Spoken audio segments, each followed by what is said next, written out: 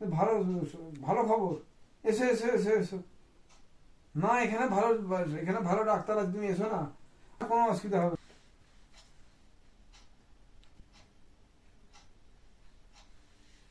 আসলে ছেলের কাছে অসুবিধা কখনো হয়? গুরুজনদের পায়ে ধুলো পড়া ঘরে কত মঙ্গলের জিনিস গো মা।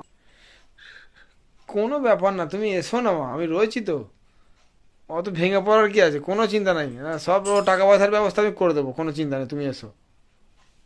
টাকা পয়সার ফোন করেছিল। আরে আমি আমি আর কত পারবো বলো, একা একা আমি সব করতে পারবো? একটা ছোট ঘরের মধ্যে ভাড়া বাড়িতে থাকি।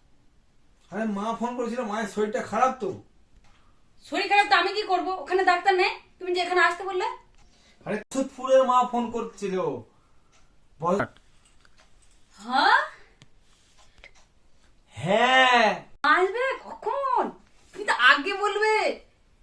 তুমি ভালো ভালো মাছগুলো কিনে আনবে ওই কাল সকালে আড়তে গিয়ে। হ্যাঁ ঠিক আছে। তোমাকে কি বলি বলো তো, যে মাই হোক না কেন, তোমার মা মা, আমার মাও মা, ওনাদের তো বয়স হয়েছে নাকি? তুমি কি কোনদিন ওই বয়সে যাবে না? তুমিও তো একদিন ওই বয়সে যাবে, তখন তাহলে তোমার ছেলে। ঠিক আছে, এ ভুল আমার আর হবে না, ভুল হয়ে গেছে।